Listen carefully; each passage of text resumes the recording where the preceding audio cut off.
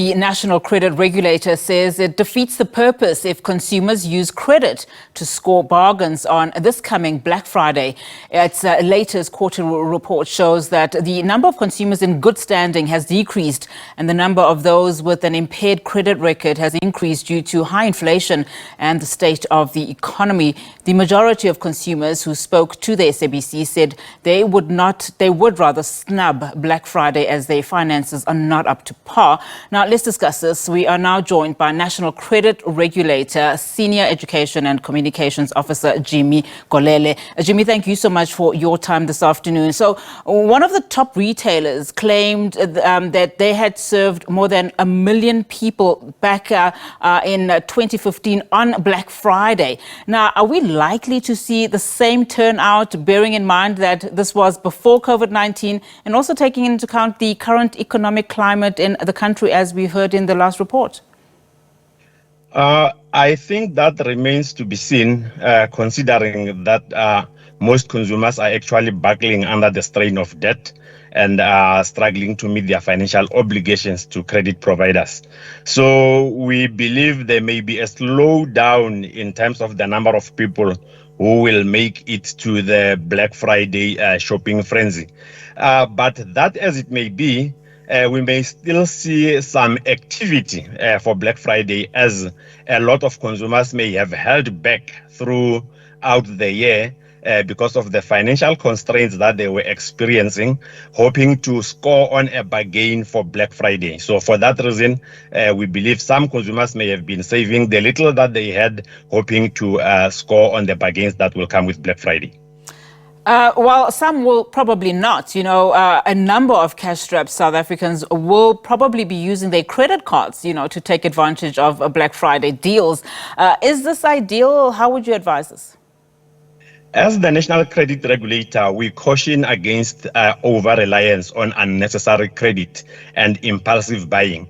This is because credit is expensive, and the pull factor of Black Friday, or any other sale for that matter, is the discount that you get. However, if you are going to buy using credit, you must be aware that that will become expensive. You may actually pay even more than the original price of that particular item, because the credit provider is allowed in terms of the National Credit Act to charge you interest. And we must bear in mind that our interest rates are at the highest at the moment. And in addition to interest, they will charge you initiation fee, service fee, and credit life insurance. So then that defeats the purpose of buying on discount, because you may actually pay more than the original price at the end of the day. Let's look at your quarterly report now. You are showing that the numbers of consumers in good standing has decreased. And just from having this conversation, we do understand, of course, that cash is tight currently and most South Africans have little or nothing to save. How would you advise, people do at this current point in time? Should they pay off debt first before saving money? At the current moment, it would be ideal to service their debts, because if you don't service your debts, it has consequences. You may end up in default, whereas savings, it's a practice that you do so that you save for a rainy day. However, in terms of your debt obligation, you have an obligation to a credit provider to service your debt on a month-to-month basis, irrespective of the current economic climate. So to avoid to avoid defaulting and therefore finding yourself negatively listed in the credit bureaus, it will be ideal to prioritize paying off debt so that one can have a clean credit record, and when the economy gets better, you may be in a position to participate in the economic cycle.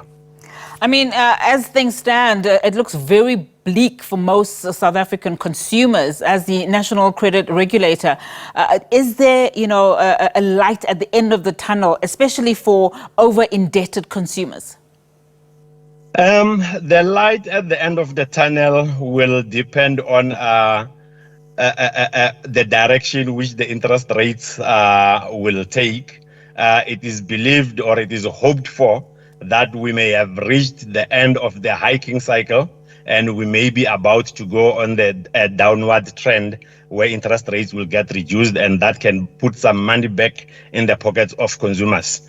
But unfortunately, as it is, no matter how tight financial circumstances may be, consumers must bear in mind that they still have an obligation to credit providers to ensure that their accounts are serviced. In cases where they're finding it very difficult to service their accounts, we encourage consumers to get in touch with the credit providers that they have credit agreements with and explain their situation. In most cases, credit providers will be willing to listen and also to offer a helping hand. They may reschedule your debt if need be. And in a case where they refuse to offer you any form of assistance, the National Credit Act makes provision for that consumer to consider going under debt counseling.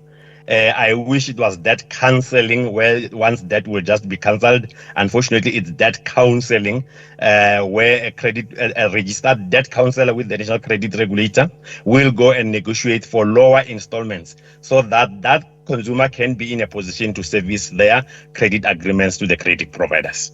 Just as a final question and in closing, I mean, you talk about consumers having the obligation and responsibility to service their debt, but what about the creditors and the retailers, their obligation to ensure that they don't overburden, already over-indebted consumers?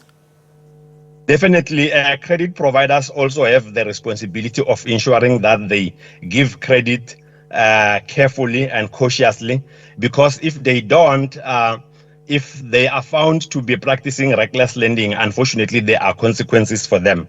So most credit providers will, as much as possible, make sure that they only extend credit to consumers who deserve to be given credit, lest such consumers end up lodging complaints with the National Credit Regulator that they were exposed to reckless lending, and then there will be dire consequences for the credit providers. So to protect their own backs, to protect their own pockets, we encourage and we also observe that credit providers are also avoiding extending credit recklessly.